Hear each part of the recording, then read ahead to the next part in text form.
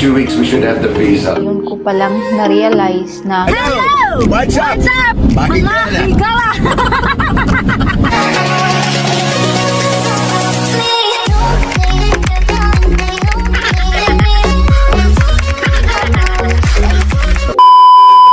Majung buntag, where you going, mahal? I've forgotten. Where are we going, honey? I don't know where, it's too early. I know, it's so early in the morning with all this traffic. We never sit in traffic, huh? Yeah. And here we are, bumper to bumper, going into Cape Town, yeah? Magunsa ka sa Cape Town. We have to go and get a piece of paper put in your new passport because you are now Mrs. Visser. Wow. Yeah. Maju na, maju. So now, when the people ask you who are you, you know, no longer Alcover, you are Visser. Visser. But then again, you have Visser in 2019 already, okay? But now you've got a new passport. That in the distance is the famous Devil's Peak in Table Mountain. Table Mountain. Table Mountain has got a tablecloth on. Arang ka traffic. Oh no. Unsaon na lamang ni. Buti na lang at maaga kami nigikan mga kahigala. So kiri lang ang traffic. No? Kasi kung nagpauntop-untop pa kami sa oras, nawa na gisapot na si Banana sa traffic. We're a bit early because it's only coming up just after 9 o'clock. Yeah. Because Mom said to us we better leave early to get there first, okay? But it doesn't make any difference because we have an appointment at 10:15. And then it doesn't make any difference because you wait probably until 11. But maybe not because of COVID. Maybe not going to be so busy. Gamit ko na yung bargain na bag mga kahigala. Diba? Pero why solod?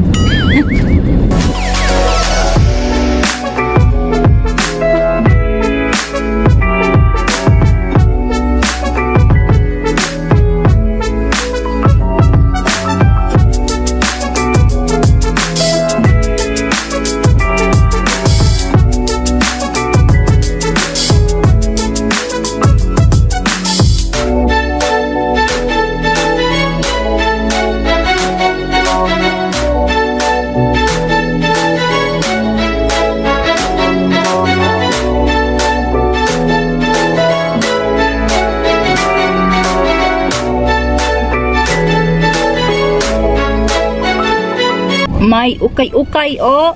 Okay. Yeah. Yeah. Mangita pa mi og kapihan mga kahigala kay buntag pa o sadyo pa ba? Iuhaw na pud si Banana. Yeah ba? Nagbatas-baktas ni. Kain. Kape-kape.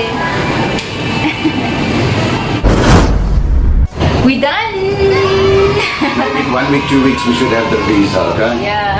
But what is Palabas crazy, na kami. what's crazy is we didn't need the visa. Bawal magkuha ng video doon. Kaya hindi ako nagkuha mga kahigala. May imit pa si Banana mga kahigala. Hindi pa kami uuwi. Busy. Kahit nasa ano, work.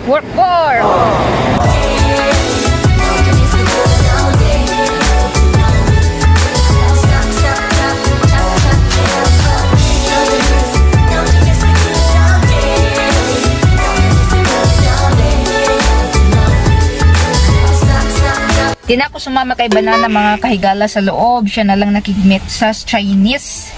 Kasi wala ako sa mood. Mayroon kasi ako ngayon. Sumakit bigla ang ano ko, puson ba? Gusto ko nang umuwi.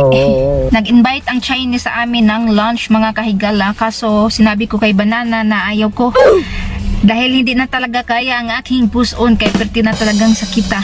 May food pa naman kami doon sa bahay. So yun na lang ang kakainin namin para lunch. Again mga kahigala, hindi na naman ako naka-update sa inyo kahapon kay lagi masakit ang aking puson, no? Kasi mayroon ako. Ngayon is lalaag. Ngayon is lalaag na naman ako. Katawag sa lalaag. Sunduin na naman ako ni Ate Cindy dito mga kahigala. Kasi may pupuntahan siya tapos isama-sama na naman ako. Ampay po na mga kahigala kay kaniglaagan po tanong. Kahapon is binigyan si Banana ng bok choy sa amo niya na Chinese ba? Oh, bok choy day tawag dito para siyang pichay mga kahigala kung sa ato pa no. Arang daghan naman.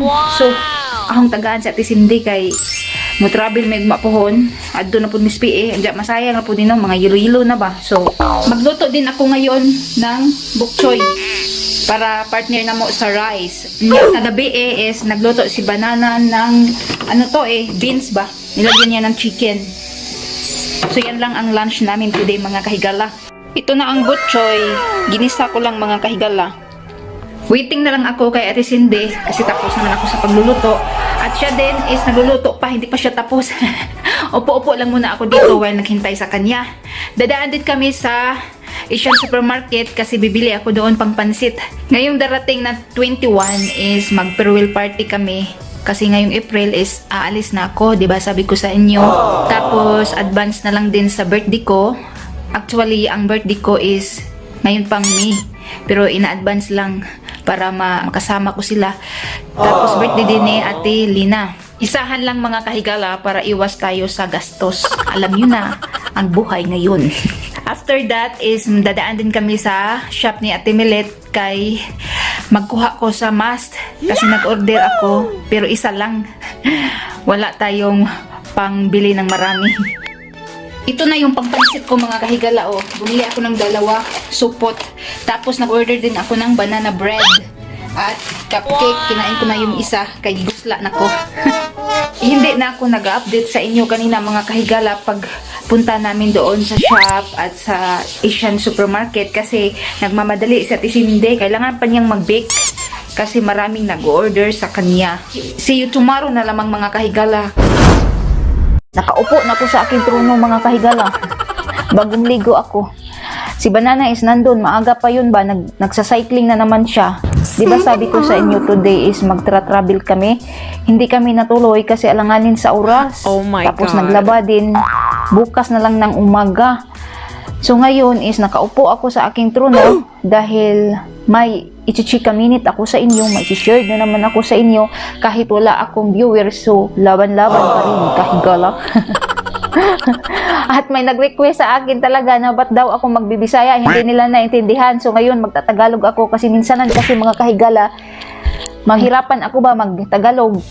Kaya magbisaya talaga ako kasi pag Bisaya kasi diretso-diretso tuloy-tuloy yung aking pagsasalita ko ba. So sorry sa inyo ha kung magbisaya ako, intindihin niyo na lang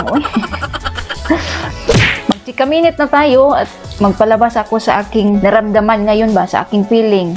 Totoo talaga yung mga sinasabi nila na pag marami kang pera, marami kang kaibigan. Pag wala kang pera, wala kang kaibigan. Now I know mga kahigala, ngayon ko palang na-realize na tama ang kasabihan. Noon kasi mga kahigala, may trabaho ako, wala pa akong anak. Siyempre, magbigay ako, hindi ako kuripot, libre dito, libre doon. Parang winawaldas ko yung pera ko, yung pinaghirapan ko. So, marami akong kaibigan. Maraming nagkukumusta sa'yo, maraming na ganon. Alam nyo na. So, sabi ng parents ko is, be wise. Gamitin sa tama ang pera. Kasi ang pera is mahirap hanapin. Kasi ang panahon is hindi pariha. Ang kaibigan is mabuti lang yan. Pag mayroon ka, pag wala ka, ay hindi na yan magpakita. Pero hindi ako nakinig sa kanila. So ngayon, tama pala ang mga magulang ko. May anak na kasi ako ngayon. May trabaho ko pero off and on. Siyempre may limit na no, may kaibahan na talaga. Nakita nila siguro ang buhay namin dito kasi nga nagbe-vlog ako open ako. Kung ano ang life namin dito sa Africa. Wala na. Wala nang nag-say kumusta? You still alive? Wala na. Wala na nag-message sa'yo kahit ka mag-anak, wala na. Now I know. Like ngayon, kailangan mo ng suporta nila. Kasi nga nagbe-vlog ako kahit lang sa pag-shared. Kahit hindi na sila mag-watch kasi alam ko naman ang problema natin doon sa Pilipinas na lisod ang signal, di ba? Mostly mga tao doon, walang wifi. Sim dito sa amin, walang wifi. Kahit pag-shared lang, pero hindi nila nagawa. Wala na Chinatchupwera na nila ako kasi hindi na nila ako magamit. Tama talaga yung mga advice nila. Pero hindi pa man huli ang lahat mga kahigala, di ba? Basta always lang pray. Salig lang. Nalaban pa rin. Pero ngayon alam ko na ganito pala. So yun lang mga kahigala ang masishare ko sa inyo. Gusto ko pa sana magchika-chika sa inyo pero nahirapan sa kalisod naman tayo sa mga viewers, oy. Kaya hindi ko na lang pahabain, no. At tomorrow, magta-travel pala kami kasi maghahanap na kami ng malipatan doon. So, baka next upload ko is ipapakita ko sa inyo kung ano ang bahay ang malilipatan namin, kung maka-edit, kung maka-video. Basta update lang ako. Di ba unang araw mga kahigala, nag-process kami sa visa ko. Kasi yung unang visa ko is apelido ko pa. So ngayon pinalitan na ng apelido ni Banana. Bago kami makalipat doon sa PE is okay na ang lahat, diba? That's all for today mga kahigala. Si Banana is hindi pa nakauwi. Baka natapos na din yung minawashing ko. Ang masasabi ko lang sa inyo mga kahigala, be patient, be humble, be simple sa buhay para always happy. And most of all, be kind. Bye!